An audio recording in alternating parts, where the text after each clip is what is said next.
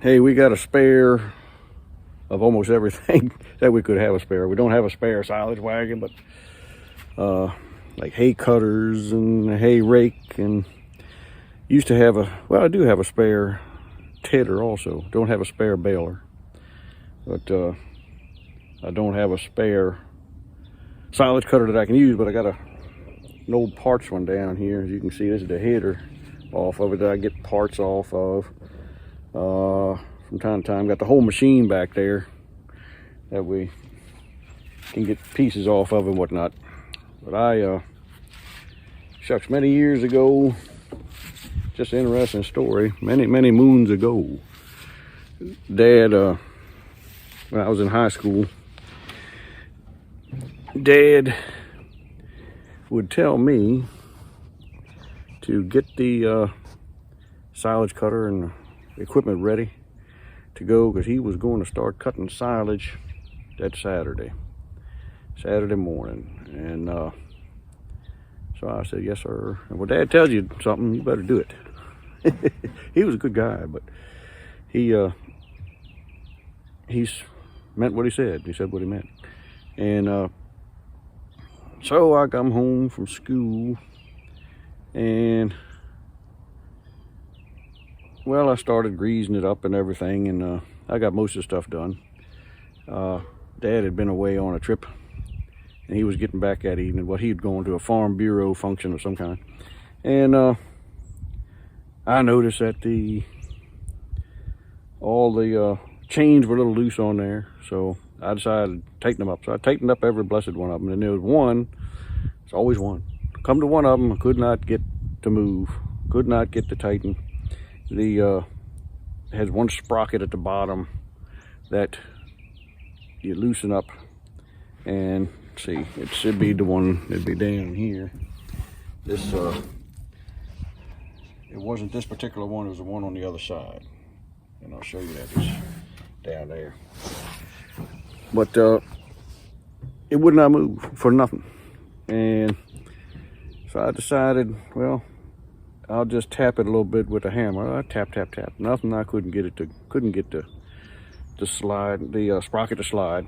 So I got me a bar and put on it, and had about 4 foot sticking out, and I got a big hammer, and I said I'll just tap it, and I tap, and I said, well, give it a good whack, and I felt it move. I said, oh boy, it's moved. That wasn't such a good thing, because it had moved, but the reason it moved is because it broke in 3 pieces. It was completely busted, and kind of like this one here. You can see how this one's busted. Yeah. But anyhow, I said, oh, this is not good. Dad's expecting this machine to be ready to go tomorrow morning. So this is about 4:30, 5 o'clock in the evening, and the dealers for farm equipment around here, New Holland, is we didn't have one anywhere near. It's like an hour and a few minutes away. They'd have been closed by the time I called them, and this is a part that they wouldn't have really had in anyhow, and it wouldn't have got there by tomorrow morning. This is 40 years ago, so 41 years ago. There was nothing I could do. I thought maybe I could take and braze the thing back together, but it's cast iron, and it's kind of under a fair amount of pressure. I wasn't thinking that brazing was going to hold, so I don't know. So I walked around and started looking. I could not just let it go. I couldn't tell Dad, well, I broke it, we'll have to wait till next week to cut. The corn was ready, and Dad told me to have it ready, so I better daggone well have it ready. So I started looking around at every piece of equipment that I have on this farm to find a sprocket that I could maybe use for that. I could not find one anywhere. Look, we have an excellent supply of spare parts in our fence rows where we have old junk equipment sitting, just for a future reference, and like any good farm should have. Anyway, I looked and looked and looked, could not find anything, and I was despairing as to what I was going to do. Finally, I thought, you know what? Down there, we moved that thing a while ago. We have from the 1800s an old horse-drawn hay loader.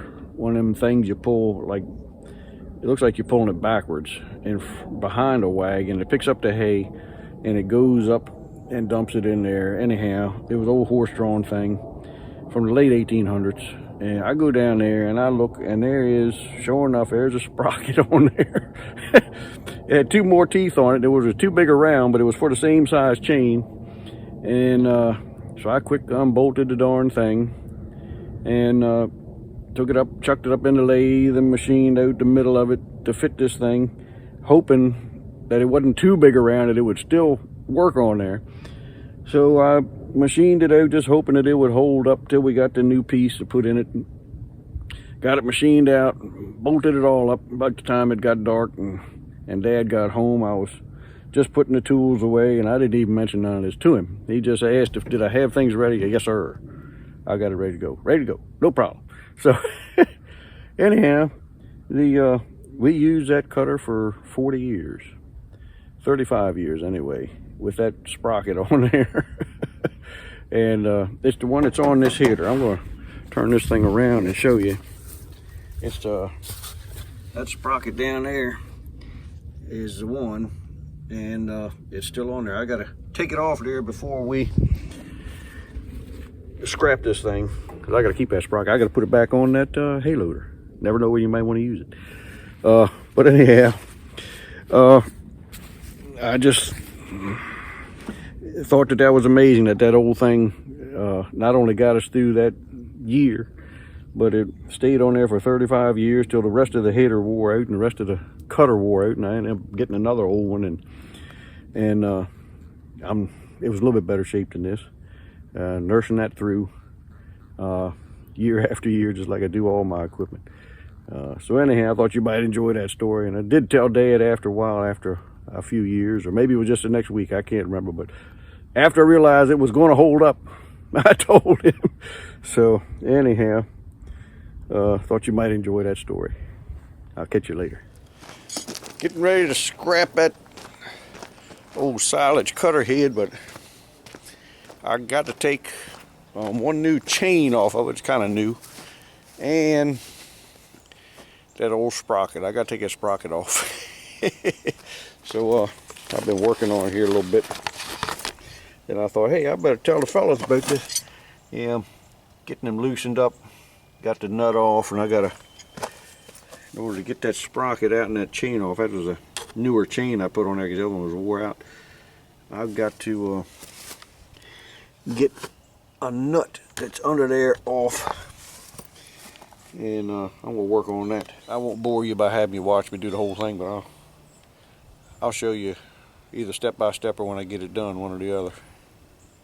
I don't know how I ever did this in one day. Woo! I guess I had motivation of fear of Dad. But the way that, as hard as that nut is to come off of there, of course it's been sitting a few years, but we'll get him. I'm having to keep the shaft from turning with that pipe wrench with that long pipe on it. We keep working on it.